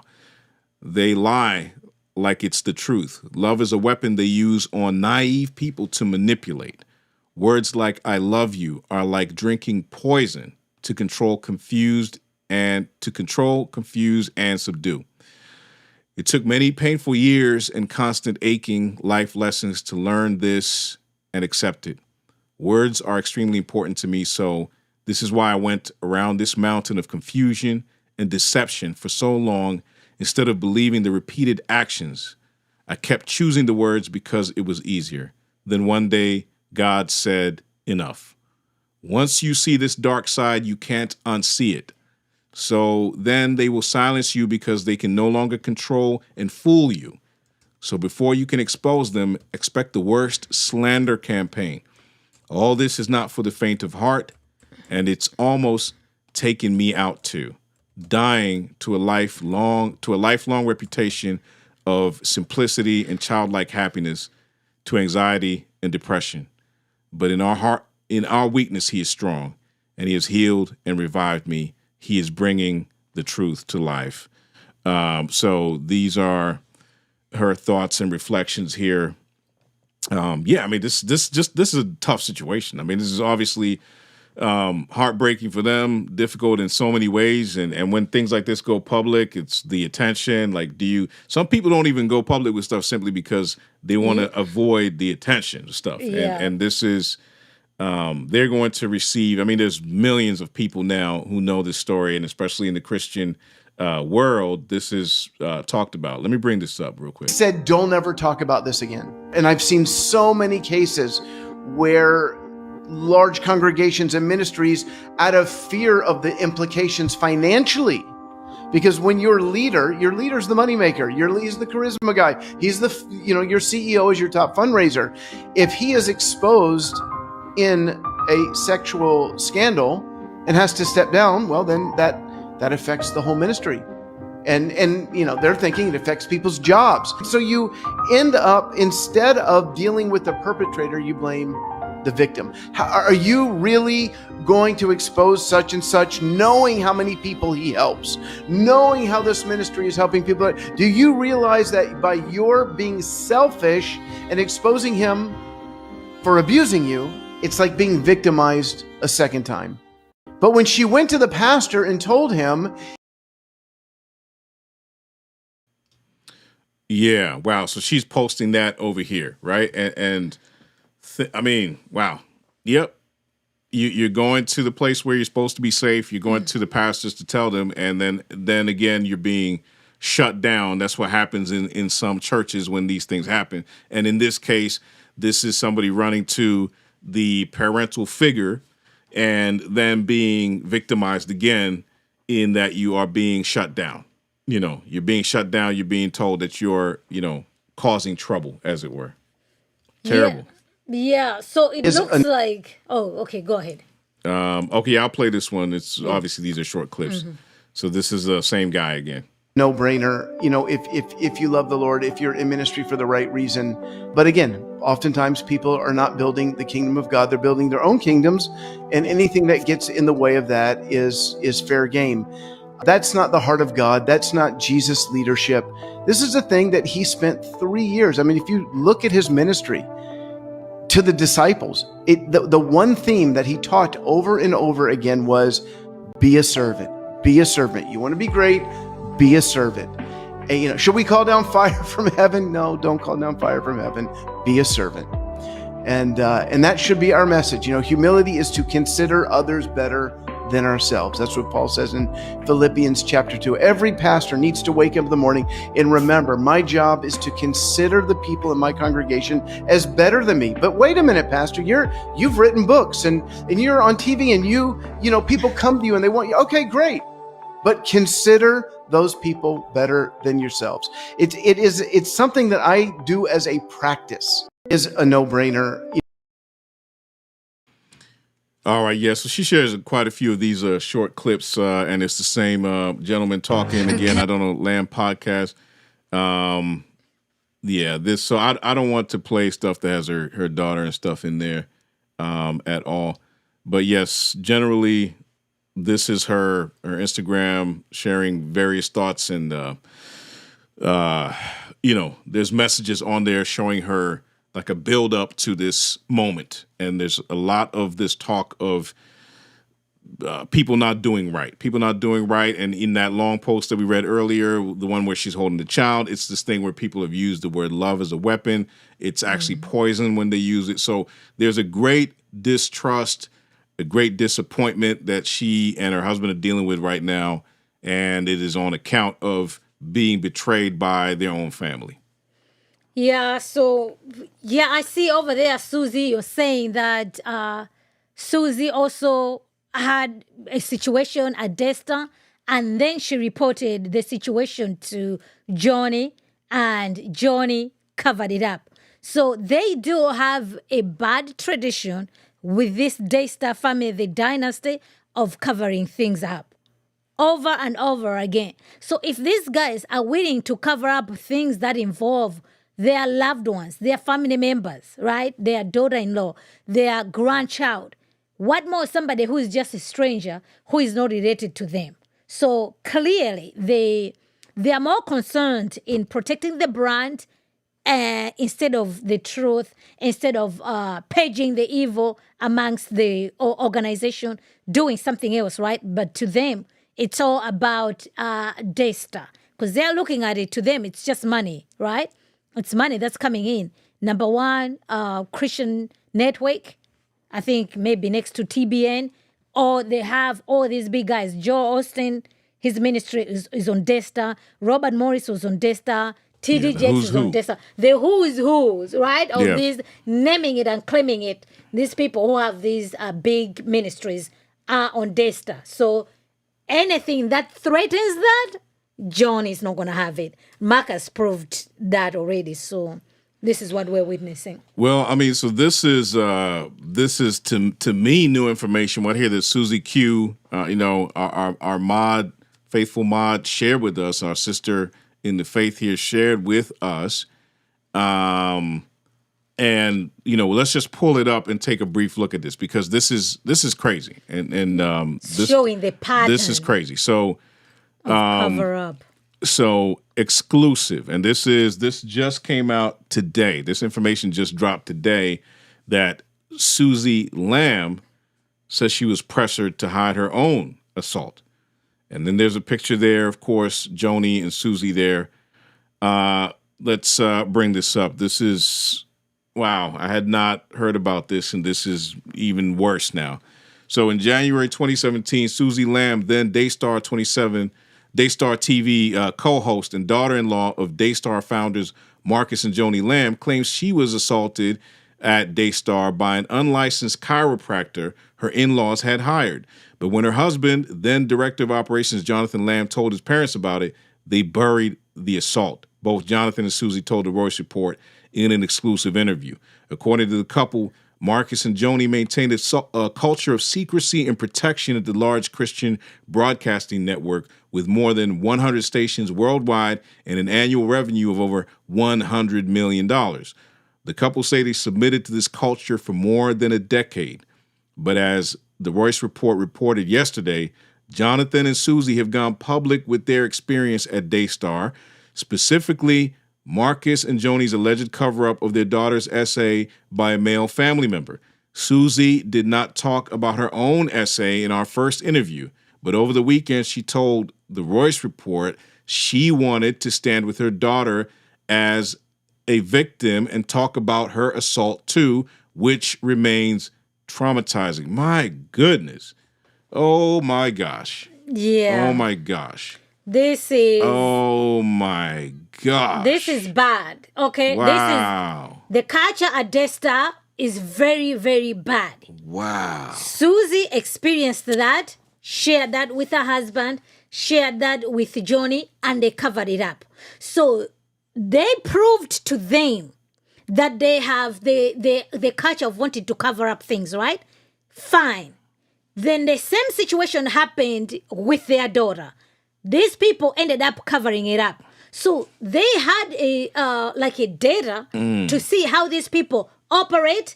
Why did they give them another 4 years of sitting on the story where they had a history? They had a history like, you know what? This happened to me. They didn't do anything. This has happened to my daughter. They're not doing anything. You know what, Jonathan, sweetheart? Let's get out of here. Let's get out of here, get the help that we need, get the help of our daughter we need. She just left. She was let go in July. The husband was let go on November 15th in 2024. So despite all these things, these people, Daystar proved to them that they were not good as far as handling this situation. They still stayed. They still got their paycheck from these guys. They, guys, you know, like you don't have to stay in these situations. Come out, because nothing is going to change. They've proven that, you know, they don't care. At least they've shown you that much.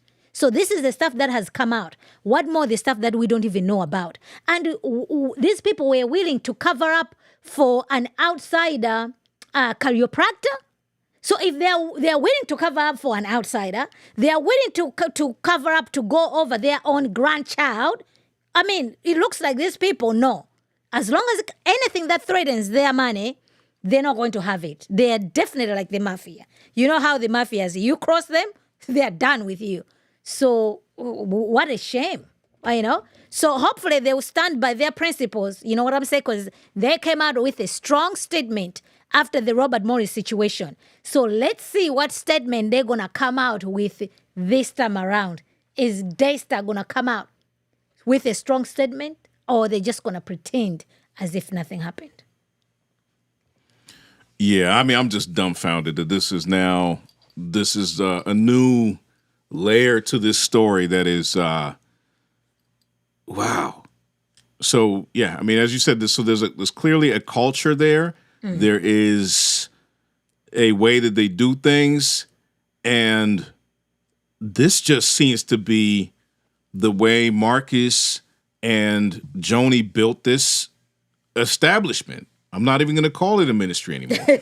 You know, this organization was built on lies, built on, because, okay, so think about this, though. Think about this, is that this right here is coming out where this is Susie Lamb, okay? Susie Lamb, one of the children, talking about this, okay? And she herself withheld these things happening to her. Think about the people who are just employees there, okay? Think about the folks who are just employees there and how much stuff gets covered up. Because if they're willing to cover this up, I'm telling you, man, like this is not just, we saw this with the Robert Morris situation, where once the story broke, where it was like, okay, there's one incident that happened from Gateway Church, right? We just thought, okay, there's one thing that's wrong. Then it became this one thing after another that was going wrong in Gateway. You see? So it's like once these stories break, you find out there are more victims, more people who have been mistreated, more people who had to bury things under a rug, people who were probably themselves. So here's the thing. There are probably people who signed NDAs and took some money and settled some cases that we will never hear about. And I strongly believe that is likely to be the case, because that's what we see when these things go wrong, is that there is there's a bunch of bodies left behind in the wake of what has happened. Yes, so I'm sure, because I don't think that was the first time they offered someone to sign an NDA. So which means they already have this in their back pocket. So this time around, they're like, you know what? Yes, this one is my son. It's time for him to sign the NDA. So trust and believe that the employees there, they already signed the NDA for sure. Because I doubt that was their first time they produced an NDA for somebody else to sign. There's definitely, I would think so. I would think that there are people who have gone through stuff and things have been buried, and this is just what they do. Yeah. This is what they do at this place. This is unbelievable. It's just absolutely unbelievable. Yeah, man. Wow. It's Daystar. Wow. Let's see if there's a little bit more to this story here. So, here's another picture of them here. This is in March 2023, so last year. So, according to Jonathan and Susie, the chiropractor had lost his license. What? Because of an alleged assault on a minor. Man, I can't even hold up. So they brought a person who was already compromised into Daystar, somebody who had lost his license for doing some trash before. They bring this guy in, and he does something he's not supposed to do to Susie, and then they try to sweep that under the rug. Okay, let me just read the rest of this, and I'll come back on the main screen. So, but Marcus and Joni believed the chiropractor had come to Christ and was a changed man. So they invited him to Daystar to work on the family in the family green room, Jonathan and Susie said. The green room is a lounge for on-air performers where they go when they're not in studio. So this must be a picture of this guy right here. The chiropractor allegedly assaulted Susie Lamb poses with his daughter at the Daystar TV Christmas party. My goodness. My goodness. And you see how these people have no fear of invoking the name of God in what they do when they cover up stuff. Yeah. Like actually saying that this guy, no, he's a changed man. He's come to Christ. This is a guy who's come to Christ. Listen, even if somebody, let's say he really did come to Christ. Even if somebody has come to Christ, if they have had a past of doing certain things, then there's a way that you do not bring them into spaces that could either tempt that person or make somebody else feel uncomfortable when the information comes out, even if nothing happens. Yeah. But if the information comes out that, hey, wait a minute, so that chiropractor, this guy was, he did some stuff in the past, and y'all brought him here, even if nothing happened. Like, you have to avoid these kind of situations. Yeah, and not only that, this chiropractor had the audacity to do this to the daughter-in-law. Remember, Susie, like, this is the...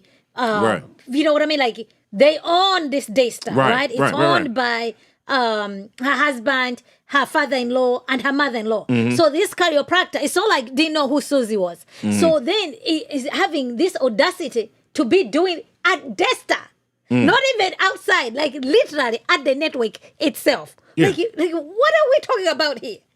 And why are they attracting these people who think they can just come in at Daystar and behave like this? Like, oh my gosh. This place is like a magnet for just heinous things to be happening and be covered up. Wow. I know, man. All right, so let me just read a little bit more of this and we'll move along. So for a couple years, everything went fine, Susie said, and the man worked on her in the green room without incident. So So he seemed to be okay, but like I said, right? Shouldn't have brought him there in the first place. But then he started becoming more belligerent. And one day, she said, he seemed drunk as he was working on her.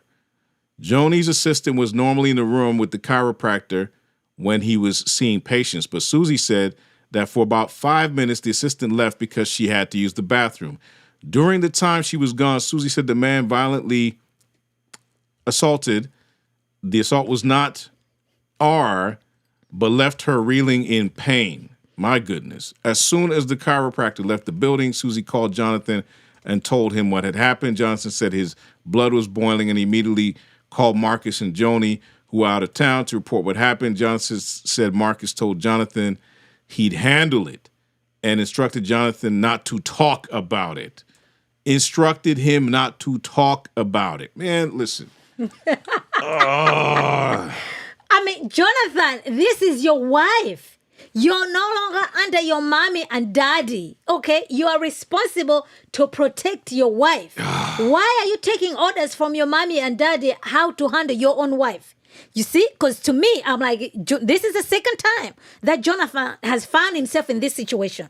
The situation with the wife, the situation with the daughter, you're still taking orders from your mommy and your daddy, how he's running his household. Like, what are we doing here? Okay? Yes, you work for Daystar. They are paying you. This is the problem. Like, okay, so now they feel like, they own you. They're dangling. One day you're going to be the president. One day you're going to be in charge of Daystar. So you just have to do everything that mommy and daddy are saying. Like, no, you are to honor your parents, okay? You don't have to be rude to your parents. You're to honor them. But when they are asking you to do something that is evil, you are under no obligation to honor that.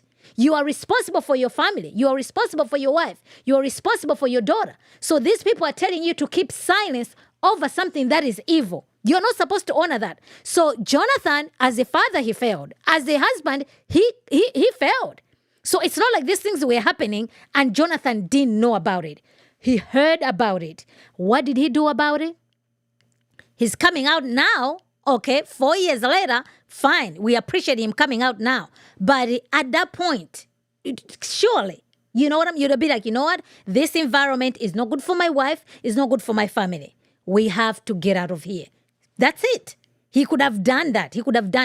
But they all, for whatever the reason, they stayed. And yes, I'm telling you, you know what I mean? The money, these people, whatever the status, all these things, you have a show, you're on Daystar, all this, the trappings of what Daystar is offering, I'm sure that was very hard to resist. But, if you are for your family, you need to be willing to let those things go, especially those material things go. Like, no, don't tell your mom. Like, why is your mommy telling you, like, no, we don't say anything about it? They're actually giving orders. Like, no, don't let them do that to you, Jonathan. Man, listen, this thing is, this story has just got layers and layers and layers. Like, if you had to do like a docuseries on this, it would be hours and hours, because we're only scratching the surface on this thing. There is, if whoever sits down, like whatever information that Julie Royce has on this, because she's bringing this out. I guess she just said she only heard this over the weekend. So imagine the stories that haven't been told. Like I said, stories of other people, stories of things, other cover-ups that have occurred that are yet to be revealed. There's just going to be more and more stuff coming out of this situation. I just don't think this is it. And you're very right as far as we now have to just wonder, man, like what was going through Jonathan's mind as far as not taking action in certain situations immediately. Like blood boiling is one thing in this case, but I don't know. I might have had to be in jail or something. Like, you know what I mean? Like, this is, wow, wow. Wow. Yeah, so it's, this is not good, okay? This is not good. Because remember, the child, right? The child doesn't know. All she's going to know, I told my mommy, I told my daddy. From what she's experiencing, she's just like, we still had to go to these family gatherings. I still had to be in the presence of somebody who did this to me, right? Those are the things that the child is going to be remembering. And no wonder that child eventually ended up shutting down, besides what the grandmother downloaded in her brain as a little child, right? Because to her, just like, okay, the most people who are supposed to protect me, they are the same ones who are also bringing me in the presence of these people who are evil. And what is the child supposed to be thinking? So, yeah, man. So let's hope that, they definitely, both of them, this entire family needs solid counseling and ongoing, because those are, she's definitely traumatized for sure. So she definitely needs help. She definitely needs help. Plus, remember, all these things are what? They're on a public domain, right? So she's going to go to school. She's growing up. She'll be able to see all these things. So these things is just not going to go away. It's just going to be part of her life, part of her family. It's very, very sad. That's not what she signed up for, but this is the family that she's part of. It's very, very unfortunate. So, Jonathan, man, if you had taken action right there and then, who knows what would have happened, right? Removing yourself from being surrounded by these evil people. And and then notice like the way Joni and Marcus are, it's like if something happens, all they have to do is just tell Jonathan, don't do anything about it. And they know Jonathan is not going to do anything about it. And they just carry on as if nothing happened. Like what? Yeah. I mean, I'm sure he's had to wrestle with his own failures throughout this process as well, and the ways that he's dropped the ball. How they say a fish doesn't know it's wet, it's in water, right? That's just what it is. And I think to some degree, these guys who've grown up in these sort of settings, they don't even know to some degree how things are supposed to be handled. They don't know what's right, what's wrong. If you have that level of affection and devotion and loyalty to the family, I mean, again, like I said, it's like the mob. Oh, it's not an easy thing like for the sure. mob. Like you're in a situation where it's like, no, well, like, listen, we do, like, there's bad things happening, but I just can't be the one to make this thing collapse. Like I can't be the one. I'm gonna bring harm upon my family. And then probably, let's be honest, there's a sense in where he may be thinking of his own upkeep and taking care of his family as well. For sure. And he's thinking to himself like, okay, so how do I do this? And I'm not saying that's right. I'm definitely not saying that is right. But these are the things that are on his mind. These are some of the stuff that's on his mind. Plus, he knew he was the one who was going to take over. So at that point, you're just maybe counting the days. You know what? Soon I'm going to be the guy in charge. I'm going to do the cleanup once I become the president. Because who knows what he was thinking, right? Wow. It's not easy to walk away from such things,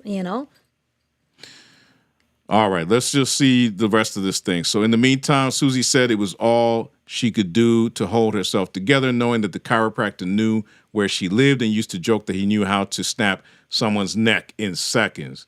The next day, as Susie prepared to fill in for Marcus and Joni on their show, her body revolted and she threw up in the bathroom. But Susie said she also knew what was expected of her, so she soldiered on and hosted her show anyway. Terrible. We need to protect Daystar, Susie recalled Joni telling her, and I want to protect you, so don't say a word about it to anybody. This woman needs to be in jail now, too. This Joni lady, she needs to be in jail. She's a Jezebel, guys. She needs to be in jail. Susie says she dutifully obeyed what her mother-in-law told her and eventually got over it and forgot it happened. So even Susie was in some sort of broken way, the way she was operating. Like these folks weren't operating in a normal mindset and functioning the way you're supposed to function amongst other adults in a safe setting. They just weren't doing that.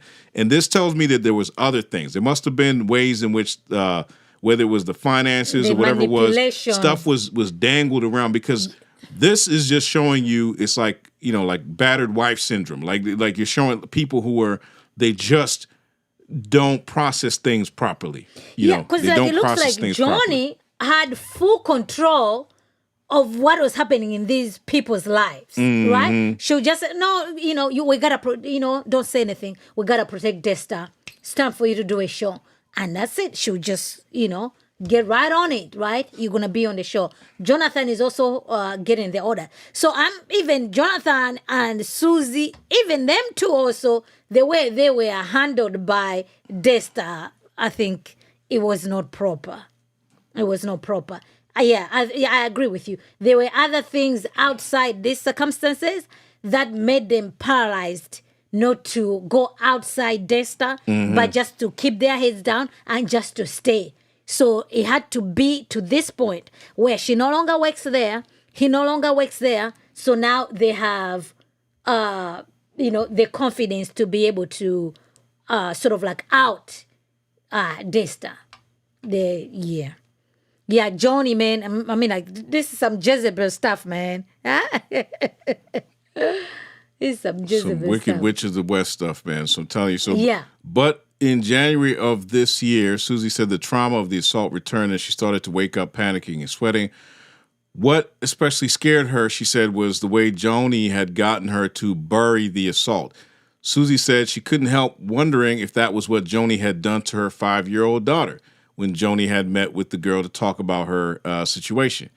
Again, very loving photos here and everything, but these things, this should also remind you, y'all, when you see these pictures of people smiling and everything looks good, there's nobody's life is always like this, okay? And then when there's stuff like this going on, people might be smiling even more just to make themselves, just to survive. You actually lie to yourself that everything is good. As we reported earlier, in November 2020, Susie's daughter disclosed to her, the SA situation. I'm just trying to kind of get the highlights here. Daystar also responded to the allegations concerning Susie and said Joni Lamb is aware of an incident in 2017 that Susie Lamb raised involving a chiropractor. Susie had a long history of requesting a chiropractor at issue to work on her, both at Daystar and at her home. When Susie was treated at Daystar, a witness was always present as required by Marcus. In 2017, Susie Lamb reported to Marcus and Joni that the chiropractor inappropriately touched her. The word was never used, and nothing that would constitute that was mentioned by Susie. The witness in the room at the time of the alleged incident denied that anything inappropriate occurred. Nonetheless, Marcus immediately released the chiropractor. No one paid off the chiropractor as alleged in your email. Wow, y'all. So these folks have a lot going on. Let's jump over to, we're definitely going to keep reporting on this so look out for more information on that. I've literally just been made aware of this story. So shout out again to Susie Q for sharing that with us in the chats there. Yeah. We have to dive deeper into this and follow this story, and we'll do so. And I believe this is just the tip of the iceberg. I truly do. Yeah. Jumping to, Joni is like, the common denominator in all of this, right? She's the common denominator. But before you go over there, darling. Sure. This chiropractor died in 2021. The chiropractor? Yes. Okay. So if you scroll up, that's where it's shown. So now, this chiropractor has gotten away with it because no police report, nothing, right? So this is also, we got to pray for these people so they shouldn't walk away from the faith, but they should be strengthened in the faith, stay in the faith.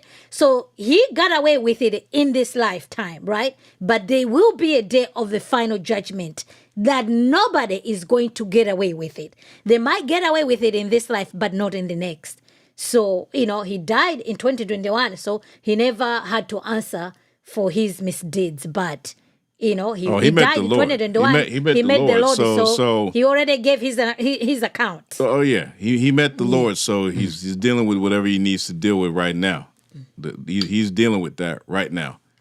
Man, so many layers to this story. I wish we had more time to really dig into that. Wow. So back to what I was saying about Joni and her impropriety. The thing that we mentioned earlier briefly was how she got remarried in 2023, and the guy that she got married to, Doug Weiss, I would say is probably complicit now. He's joined this movement of just moving things out, and I don't know what position he has now in the company, but if he had a problem with how Jonathan and Susie were being treated, then he would have said something, or probably wouldn't have married Joni in the first place. So he's probably rolling along with it. Now, this guy was married and for 30 years. 30 years, and he's supposed to be a marriage and a sex therapist, something like that. But this guy left his wife. So you got to wonder how good his teaching is.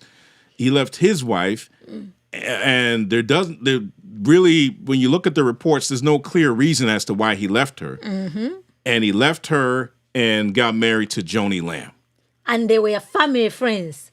They were family Marcus friends. and Joni Lamb. Yes. Marcus died, so Joni was free to marry. Sure. Only in the Lord. Right. But this guy was already married to his wife. Right.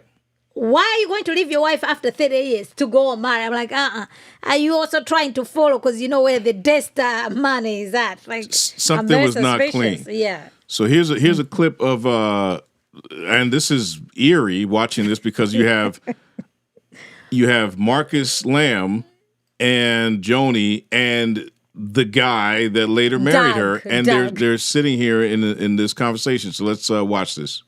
In Tennessee. She says, we've been married for 26 years. Wow. We lost our son 2 years ago. And since the loss of the son, the husband has not been intimate. If things were fine before then, what should I do? Yeah, he's going to need to go to some bereavement counseling. He is stuck. Have you heard that? Oh, yeah. And it happens to women, too, because the trauma... So that's trauma from the loss of a child. It's trauma from loss of a child, but he has reset. He's reset to mistrust anybody, anything, probably God himself. And he needs to heal that place to begin to trust God, trust himself. So what should she do? Like what? Suggest that you go to counseling for bereavement. All right, let me throw this in real quick. So this weekend at Gateway, where Joni and I and our family attend, Pastor Tim Ross was the speaker. And he told the story about his brother. They were only about 15 months apart and growing up, a lot of people, because the parents dressed them alike, thought they were twins.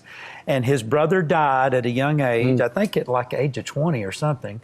And Tim Ross said this. He said that for a long time, he could not be happy or laugh or enjoy things because he felt like that would be disrespectful to the memory of his brother. And it became so bad that Tim Ross contemplated suicide. Yeah. No, that trauma reset him as well. And that not enjoying yourself or going back to routines that give you pleasure is one of the PTSD symptoms. And so... All right, not to let this guy keep talking, but basically we're just trying to show you that this is the guy that she married, okay? This guy left his wife of 30 years to go marry Joni. After over here, like you're seeing, Joni's with Marcus, you're doing this counseling and everything. And there's no, and they just say like he divorced his wife for personal reasons. Like what is, you are a Christian, by the way. And I mean, and look at the name of the place, a heart-to-heart counseling center. I'm sorry, don't go to this. I mean, what kind of counseling center is this where the dude himself it seems to lack, good morals and is willing to just leave his wife? And I mean, unless there's stuff that we don't know, but still, I mean, it just. Oh, and it happened so quick, by the way. Listen, man. I mean, yes, people are free to. Joni was free to remarry. Yes. In this case, we don't know about this guy, but the whole way that happened as well seems super shady. Yes. And now that's the dude. Now he's in there. He's I guess Mr. Daystar 2.0 or something. I don't know what he is. And there's a change. Just a crazy mess. Trying to pull up Joni's actual Instagram here. and show you some of her photos with. What was the key thing for you in just allowing the Spirit of God to flow through you and understanding it's not about you and your voice or what you look like or what you sound like? Yeah, I think the key to it. Okay, let me actually pause some of the stuff got music and stuff. I'll pull out of here for a second and pull up the picture. Okay, here we go. Here's one right here. So here is That's my logo right there. So in honor to attend AAFPI A1 Policy Gala went for America. That's the caption. But this is them. This is 6 days ago. Okay. For real? That's what this thing says. 6 days ago. So they're enjoying. Okay, they're enjoying in the midst of all this stuff going on, this turmoil, this stuff going on in the background. These guys are still living it up, going to events and doing all the things that they do. Yeah. So this is the background there. That looks Malago to me. I don't know where it is. It just said it's a gala somewhere, but yeah. Who knows? Yeah. With Dr. Dagwise. Oh, look at them, the lovebirds. Lovebirds. I tell you, your granddaughter is worried over there, and your son is like, this is not good. Right. That's not a good look. Right. Yeah. Man. So that is them right there. Crazy, crazy, crazy. Yeah, let's check out some of the chats. Thanks again, y'all. Thank you so much, man, for y'all being there and hanging out with us tonight, going through this very difficult story. We absolutely appreciate every single one of y'all. Let me read some more of these comments here. So this one was shocking here. So Lady L said, Marcus died 3 months after declaring Joni would head up Daystar. So it was three months after that. 3 months after that. Wow. Wow. I see you. And then it was like, remember it was, during the pandemic. And of course his enemies or people who don't like them were going hard, talking about how they were, anti-jab and all this stuff, and they had posted some material, but yet the guy ended up dying of the bug, and so that was a whole thing in and of itself. But we don't, that's not really a thing so much. But it just shows you that they had people that disliked them enough to sort of say, okay, hey, but it's kind of like I told you so type of thing. Iron Ace, shout out to Iron Ace, said, he that covereth his sins shall not prosper. Nope. But whoso confesseth and forsaketh them shall have mercy. Amen. Happy is the man that feareth always. But he that hardeneth his, let me bring that up. He that hardeneth his heart shall fall into mischief. And what great mischief are we seeing these folks who clearly, if you want to talk about hardening your heart, right, to where it's like now, I just think like Joni Lamb is like numb now. Like these people are just numb where bad stuff happens and your mind goes into cover-up mode automatically. Yeah. It's not even like, oh, let me hear what happened. It's like, no, cover-up mode. The default setting is cover-up mode. Yeah. Wow. Yeah. And then I think for her, you can see it just comes so natural. They were at the Daystar and it just said, don't talk about it. Get ready. It's time to do a show. It's just like, what are they doing? So I think, she was groomed just to be doing things herself too. And then this is the culture that they have. I bet you with this story that has come out right now, they've made sure everybody who works there has signed an NDA or else the door is open for you. Yeah. That's just how they're gonna maintain right now their cover-ups. Yeah. RJ says, seems Joni was relieved to be free from Marcus. That's why she moved on so fast.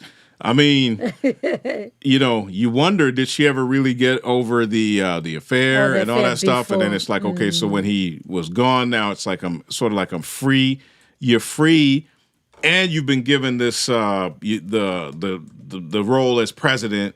So you're free, you got the empire, and you don't have the dude anymore. Nobody's, nobody to tell you anything. Yeah, very shady. Freedom deep. Very, very shady. Man. Yeah, this story is yeah. And it's heavy, man. Because they already said that there's a lot of information that they've given out to the reporters. So clear some stuff is going to be coming out. Because I think to them, they know, okay, we have reported this to the authorities, but whatever happens with the authorities, we're just going to make sure that this story goes far and wide. Because there's just so much that the authorities can do. But if it's in the... if they give it to the reporters are just going to report. Whether somebody has been charged or not, the story is still going to be out there.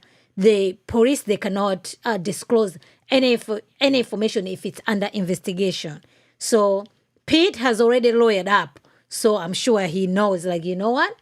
I better lawyer up over here. And I'm sure with the Daystar, Joni and them, it's family dynamics. So it's going to be... It's very unfortunate going to the holidays, the Thanksgiving, the Christmas. So obviously it's going to be different. No, I mean, even that stuff, the fact that all that was going on and this was like they were forced to be in these places. Deborah said, wait a minute. We need to feel sorry for Jonathan. What about his daughter? Who will feel sorry for her? Dang, wake up, people. Yeah, for sure. No, I'm with you. I think like there's no... we have to hold, where the parents drop the ball, we have to hold them accountable. And I think that there's a lot of places where... Clearly, looking at this whole situation, there was a lot of times where they dropped the ball. Yeah. They dropped the ball. Their daughter is innocent. Their daughter is absolutely innocent. Yeah. The people who are supposed to help her failed her. Different multiple levels. Yeah, in different situations. Multiple levels. Yeah. Grandparents, the parents themselves, and as we said earlier, it's this culture that they're in, this toxic world where you cover up stuff. I think blinded them and. They also have a lot to answer for. They do have this. There's some things they got to wrestle with. They really have to, wrestle with how they handle the situation. Yeah. And plus, these are the people you're supposed to trust, right? Your grandmother. What else do you expect your grandmother? Like your grandmother is just going to be there for you, and that's not what happens. That's what you right? hope, yeah. The grandfather is out there, like, shutting everything down. And went to mommy and dad, and then you're still going to functions where this Pete is also present. So there are so many things that happened along the way that from the mind of the child wouldn't understand that also the mother was under pressure. The father was also under pressure. These are the things that actually happened. So it's unfortunate. That's why we are saying, hopefully they are putting this little girl with good counseling, because this is the same story that I did yesterday. This was the father, doing things to a 2-year-old, his own 2-year-old and his own 4-year-old. You mean that's a different story? Yeah, this is a different story. Something that you dealt with, right? yes. Okay. So I'm just saying that these things are actually happening. The most people who are supposed to be protecting are the ones who are violating. So it makes it so difficult for the victims. It's very unfortunate and very sad. Yeah.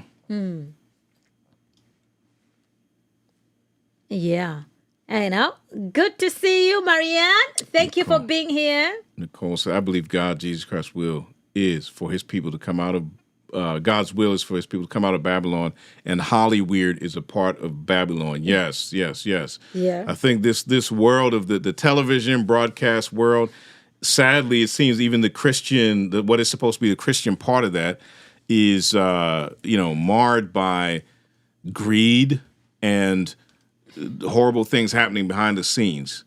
And is this just part of having a broadcast network that these things happen? I don't think so.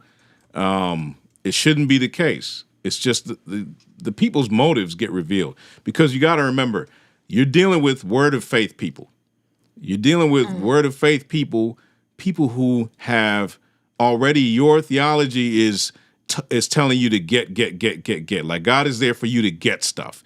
You're not a Christian to enjoy God, right? To glorify God and enjoy him forever. That's not why you're a Christian. You're a Christian to get things from God.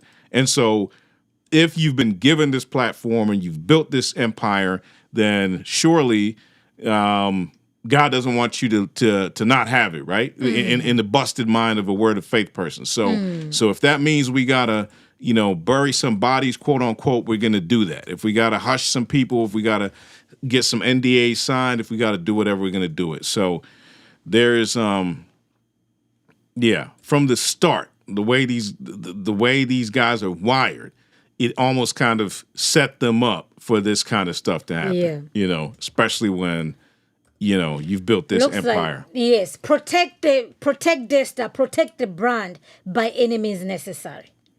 That's their mentality. And if anybody gets in the way, just do whatever you got to do, so long as it gets out the way. Like even the video that we watched when Jonathan was being presented to sign the NDA, they just told him, you're signed or you're out of the door. Yeah, and you even the lawyer was there. Even the lawyer was there. Like, so this is what's happening. It's just like, man, terrible stuff, man. Yes. Yeah, I like what RJ said here. May the Lord protect the children in every way. They have a son too. So he's impacted as well. Yes. And he's seeing all of this, man. Yes. And I think that's the real thing that we should be praying for. First and foremost is, the Lord would protect these children from any further trauma, and that even in the healing process, it would be done in a way that really restores them, builds them up. And we hope that they would, pray for them to have a sincere faith of their own in the Lord, even despite these things happening to them. Pray for that to be the outcome. It wouldn't be something that they later turn away in life because they were let down by their parents and everything and deny the Lord. We pray for a better testimony for them, and that is something that we should be earnestly praying for, especially being in the spotlight. As I said, there's pictures of them plastered everywhere, so I don't like that aspect of it. But that's how it is at this point. Yeah, absolutely. Yeah, definitely. Be in prayer. And it's good even with what Susie and Jonathan testified. It looks like they're still holding on to the Lord, which is good. Because when these things happen, the tendency for people is just like, you know what? I'm just going to get out of here.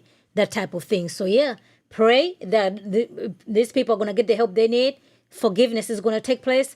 People who are supposed to be accountable, they will be accountable.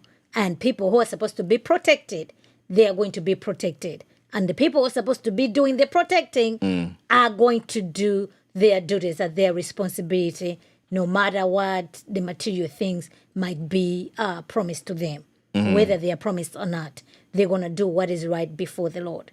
Because the scripture is clear, like if you're doing these things to the little one, like a millstone around your neck, right? And be thrown to the sea. Better. So we know, even the scripture does not play games with these things. At all. So, At all. Mary Lou says something interesting here. She says, I see Joni so differently now, so bad. That comment just made me think about how when I first got saved and how it was like, everything that seems Christian is just good to you, right? And I remember I was just watching TBN, I was watching Daystar and watching programs, and it was just, you're just seeing this wonderful world of Christian television, and there's all this stuff. Of course, you don't know what's good and bad when you just get saved. You're just in love with everything that, bears the name of Christ. But I remember those days, man, and it's just like, wow, your eyes get open to, first of all, the teaching being off. And then now this is another layer where there's these horrible things happening behind the scenes. It's it just removes this veneer or this image of the shiny, pristine Christian ministries that some of the ministries that we've been seeing as we see them crumble and we see what's really been going on behind the scenes. So, yeah. Yeah. So... yeah, man, this was, good reporting. We appreciate Julie Royce. Yeah. I mean, Julie has her stuff as well. Seems to have access to grind with certain folks. We'll just leave that as it is. But when she does good reporting, we have to, salute her for that reporting. And at least they felt like they could go to somebody who they would be heard, who would hear them and do justice in the reporting. And she seems to have done that thus far. So we're, grateful for this coming out at this moment. So, his wife and children should have been the most important, even if that means being estranged from your rich and famous parents. Absolutely. Yes, absolutely. Shara Jo. Yeah. That was just I agree with you. Listen, man, there's a lot. There's a lot. There's a lot there. But we'll be back to report as the story unfolds. So look out for updates on the channel. Don't forget to subscribe to Berean Babes. Also subscribe to See Things Above TV. Any other things you have you wanted to mention? No, thank you guys for being here. I do appreciate you. We have some new content coming out this week, so watch out. I'll have video tomorrow, okay? Tomorrow there'll be a video out. We'll be back here live Saturday evening. We have a guest for you guys. So show up on Saturday, okay? We have another live show for you guys. Thank you for being here. Thank you so much, guys. As always, if then you have been raised with Christ, seek the things that are above where Christ is, seated at the right hand of God. Set your minds on things that are above, not on things that are on earth. All right? God bless y'all, and we will see y'all on the next one. Peace.